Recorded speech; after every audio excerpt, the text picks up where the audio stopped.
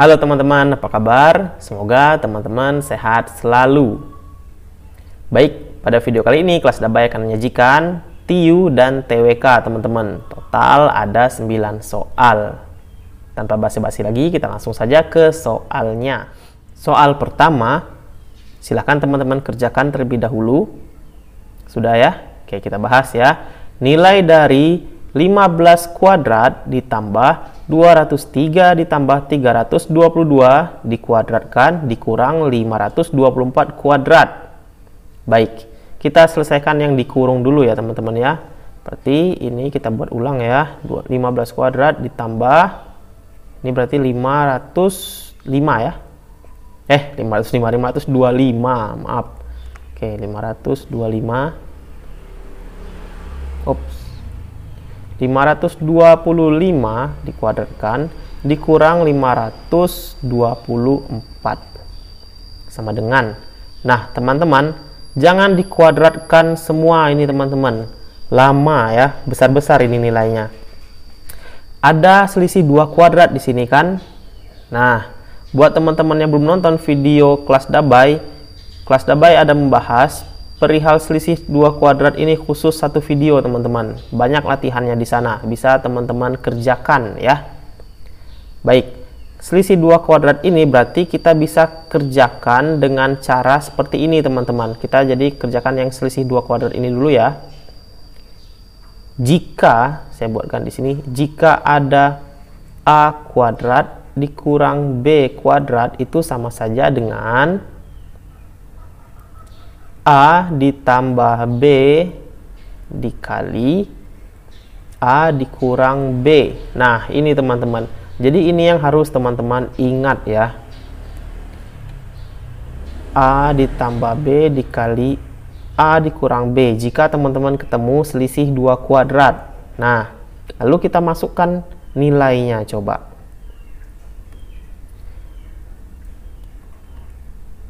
A-nya 525. Oke. 525 ditambah 524 dikali A-nya 525 dikurang 524 sama dengan, nah 525 ditambah 524 1049 ya teman-teman ya. 525 ditambah 524 1049 dikali 525 dikurang 524 1 ya kan. Ya sudah, kita kalikan, ini berarti 1049. Kita dapat nilai dari 525 kuadrat dikurang 524 kuadrat ya. Lalu kita tambahkan dengan 15 kuadrat. Nah, 15 kuadrat itu berapa? 15 kali 15 25 ditambahkan dengan 1049 sama dengan 9 ditambah 5 itu 4. Yaudah, kita cari akhiran 4. Oh, ada A, B sama E ya. Kita cari lagi ya. 4 ditambah 2 6 ditambahkan 1 7 74. Ya sudah, isinya berarti A teman-teman. Nah, ketemu A ya. Coba kita pastikan. 0 ditambah 2 tadi 2 ya, tetap 1 ya. Nah, dapatlah hasilnya 1274 A teman-teman. Gitu ya caranya ya. Jadi kalau ketemu soal yang mana ada selisih 2 kuadrat, kerjakan dulu yang selisih 2 kuadratnya teman-teman ya. Dengan cara seperti ini, jangan dikerjakan manual gitu, lama, nominalnya besar-besar gitu ya. Oke, jadi buat teman-teman untuk memantapkan lagi, bisa ditonton video kelas Dabai sebelumnya yang membahas tentang selisih 2 kuadrat. Oke, biar tidak lupa teman-teman, harus banyak-banyak latihan. Sayang kalau dapat soal seperti ini teman-teman lewati ya, atau memakan waktu banyak. Baik, kita lanjut ya ke nomor 2. Baik, soal kedua, silahkan teman-teman kerjakan dulu di pos. Sudah ya, kita bahas. 60,1% dari 49% dari 10% adalah. Baik, kalau dapat soal seperti ini teman-teman, coba menggunakan pendekatan. Ini kan 0,1 nih. Jadi coba kita hilangkan saja ya. Jadi 60%. 60% itu kan 60/100 ya. Nah, 49% ini kita jadikan 50%, teman-teman. 50/100. Jadi ya, 10% tetap 10/100. Persen itu kan per 100 ya. Ini kita kecilkan, sama-sama bagi 20. 60 bagi 20, 3. 100 bagi 20, 5 ya. Ini kita kecilkan juga, 1/2, sama-sama dibagi 50. Ini sama-sama kita bagi 10, 1/10. Nah, kita sudah mensederhanakan ini, teman-teman. Kalau sudah disederhanakan, kita bisa kerjakannya dengan cepat. 3/5 dari itu kan kali ya, dikali 1/2 dikali 1/10. Nah, sama dengan 3 kali 1 kali 1, 3. 5 dikali 2, 10. Kali 10, 100. Hasilnya 0,03 dapat. Isinya adalah C. Nah, kalau teman-teman tidak percaya menggunakan ini 60,1% sama 49%, silahkan. Hasilnya bakal C juga, teman-teman ya. Baik, kita langsung lanjut ke nomor 3 ya. Soal ketiga. Suatu kubus memiliki rusuk 12 cm dibelah menjadi 8 kubus kecil yang sama besar. Berapakah panjang rusuk ke-8 kubus tersebut? Wah, ini lumayan hot ya, teman-teman. Silakan dikerjakan dulu. Baik, kita bahas ya. Yang diketahui di sini adalah rusuknya. Rusuk kubus sebelum dibelah 12 cm ya. Berarti kita cari volumenya dulu, teman-teman. Volume kita anggap ini kubus besar ya, sebelum dibagi. Kubus besar. Volume kubus itu kan sisi pangkat 3 ya. Oke, berarti rusuknya kan berarti sisinya 12. Kita pangkatkan 3. Berapa ini, teman-teman? 1728 ya. Nah, kita dapat volume kubus besar. Lalu menjadi 8 kubus kecil.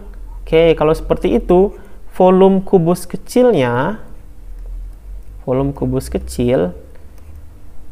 kita bagikan saja, teman-teman. Dari 1728 dibagi menjadi berapa kubus kecil? 8 kubus kecil ya. Nah, ini kita dapat hasilnya 216 ya. Baik, 216 untuk volume kubus kecil. Lalu yang ditanya, berapakah panjang rusuk ke-8 kubus tersebut? Oke, kita cari dulu panjang rusuknya, teman-teman ya. Panjang rusuk kubus ya, itu berapa? Tadi kan rumusnya volume itu adalah sisi pangkat 3 ya. Oke, kita dapat volume kubus kecilnya 216. Kenapa yang kecil bukan yang besar? Kan yang ditanya panjang rusuk kubus kecil ya, bukan yang besar. Yang besar kan sudah dapat 12 ya. Jadi volume kubus kecil 216. Ini sisi pangkat 3. Nah, angka berapa yang di pangkat 3? Kan hasilnya 216, teman-teman.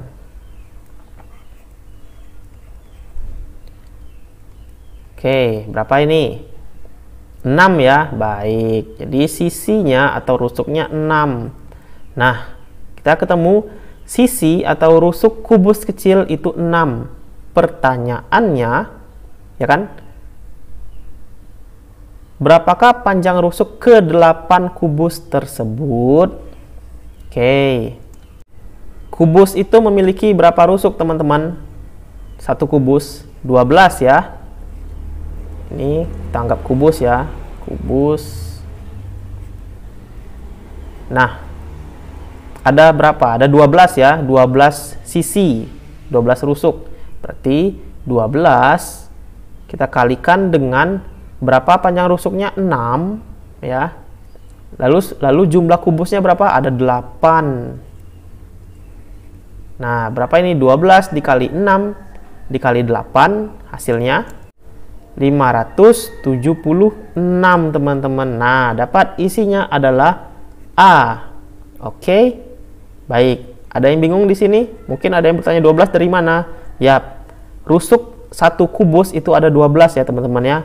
1 2 3 4 5 6 7 8 9 10 11 12. Nah, ada 12. Dimintanya panjang rusuk ke 8 kubus. Kita kalikan dengan 8 karena kubusnya ada 8. Lalu kita kalikan lagi dengan rusuknya berapa panjangnya? 6. Nah, dapatlah 576 panjang ke 8 kubus tersebut. Oke. Baik, paham ya? Kita lanjut ke nomor selanjutnya. Baik, soal nomor 4. Silakan di-pause, kerjakan. Sudah ya? Oke, kita bahas ya. Nilai dari 25%, 25% itu 1/4 ya. Ditambah, baik ada bagi di sini, berarti kita kerjakan terlebih dahulu baginya teman-teman ya. 3/2 bagi kita jadikan kali ya teman-teman biar gampang mencarinya. Kali dengan syarat kita balikkan yang 16 naik ke atas, 3 turun ke bawah ya. Nah, seperti ini. Dikurang 7/5. Oke, bisa kita coret nih teman-teman. 3 sama 3 kita coret. Lalu 2 dengan 16. Nah, 16 bagi 2 berapa? 8 ya. Baik, berarti tersisalah 1/4 ditambah 8 dikurang 7/5. Gitu ya. Baik, kita samakan penyebutnya teman-teman ya. 8 ini kan sama saja dengan 8/1 ya. Oke, kita samakan penyebutnya berapa? 20 ya. Baik. 20 dibagi 4 itu 5 dikali 1 5. Ditambah 20 bagi 1 itu 20 dikali 8 berapa? 20 kali 8 160 ya. Dikurang 20 bagi 5 itu 4 ya. 4 dikali 7 28 ya. Sama dengan berapa? 5 ditambah 160 dikurang 28. 137/20 ya teman-teman ya. Lalu kita sederhanakan. Nah, 130 dibagi 20 6. Sisa berapa?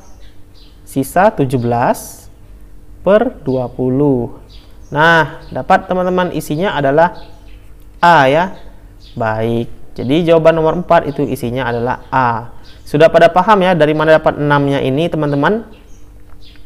Ya, seperti biasa saja 137 dibagi 20. Ya, coba kita buatkan biar teman-teman ada yang belum paham, misalnya biar paham ya. Ini kan 6.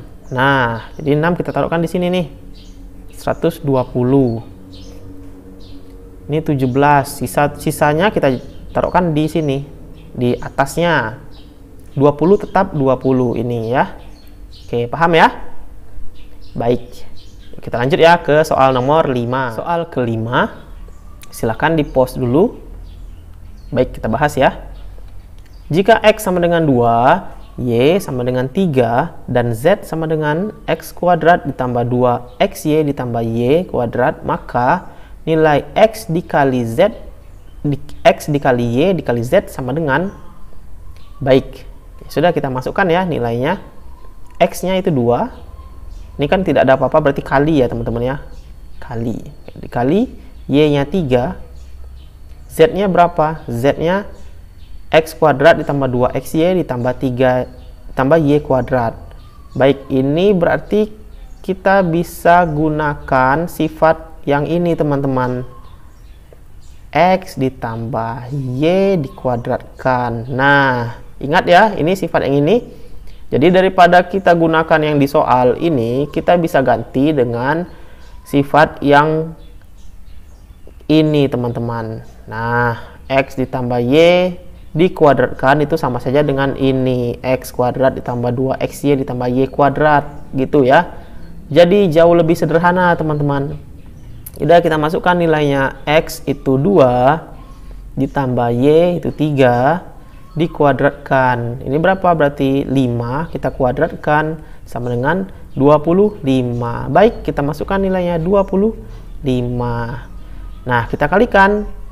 2 kali 3 itu 6 dikali 25. Hasilnya berapa ini? 150. Dapat isinya D teman-teman. Nah, gitu. Kalau menggunakan yang ini bisa-bisa saja ya, tapi kan cukup besar angkanya ya, cukup banyak. Ini kan sedikit, lebih cepat. Itu ya. Baik, selesai nomor 5. Kita lanjut ke soal nomor 6. Nomor ke-6. Baik, kita membahas TWK ya teman-teman ya. Undang-undang khususnya, karena saya dengar ada beberapa teman-teman yang mendapati undang-undang di tesnya sekarang ini ya, ada juga yang tidak. Jadi ada baiknya kita mempelajarinya ya. Siapa tahu nanti teman-teman ketemu soal undang-undang ini ya. Dan juga undang-undang itu jangan dihafal teman-teman ya, dibaca aja sesering mungkin, nanti bisa paham sendiri. Dan juga kerjakan soal sebanyak-banyaknya tentang undang-undang gitu ya. Baik, nomor 6. Pada pasal 7 Undang-Undang Dasar 1945 berisikan presiden dan atau wakil presiden memegang jabatan selama 5 tahun dan sesudahnya dapat dipilih kembali dalam jabatan yang sama hanya untuk 1 kali masa jabatan.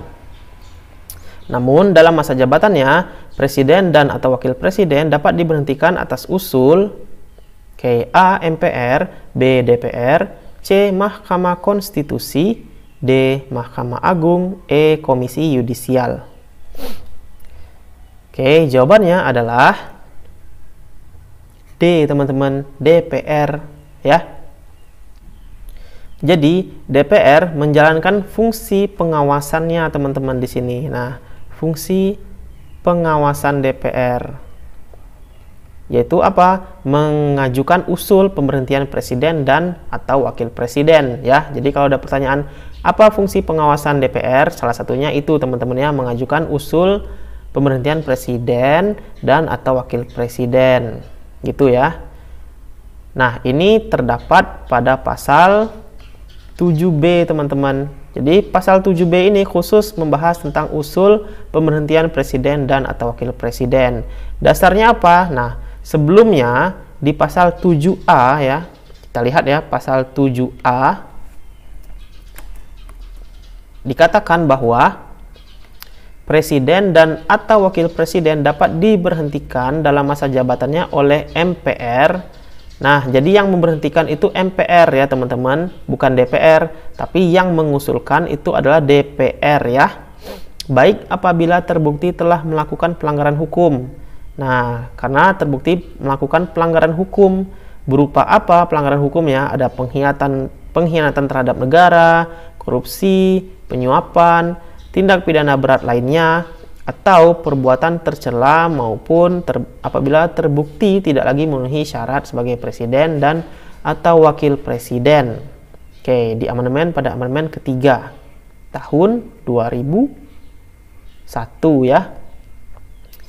Baik, jadi 7A ini membahas tentang kesalahan-kesalahan presiden dan atau wakil presiden gitu ya. Lalu pasal 7B tentang usul pemberhentian presiden dan atau wakil presiden oleh DPR gitu teman-teman. Oke, kita lanjut ya. Kita lanjut ke nomor 7. Usul pemberhentian presiden dan atau wakil presiden. Jadi masih di pasal 7B ini teman-teman ya. Kepada MK dapat dilakukan dengan dukungan sekurang-kurangnya berapa dari jumlah anggota DPR yang hadir dalam sidang paripurna. A 2/3, B 1/3, C 3/4, D 1/2, E 50% plus 1. Ya, jawabannya adalah A teman-teman, 2/3 ya. 2/3 dari jumlah anggota yang hadir ya, dan juga harus dihadiri oleh 2/3 ini hadir. Nah, jadi untuk usul pemberhentian presiden dan atau wakil presiden harus dapat dukungan, berapa dukungannya? 2/3, dan juga yang harus hadir pun 2/3. Gitu teman-teman. Ya. Nah, jangan terkecoh dengan 1/3. Kalau 1/3 itu usul untuk perubahan Undang-Undang Dasar, teman-teman ya. Ya, harus mendapat dukungan 1/3 dari anggota MPR. Nah, ini tugasnya MPR, teman-teman, bukan DPR untuk Undang-Undang Dasar ya. Oke, dapat kita temui di pasal 37, teman-teman, tentang perubahan Undang-Undang Dasar. Ya, paham ya?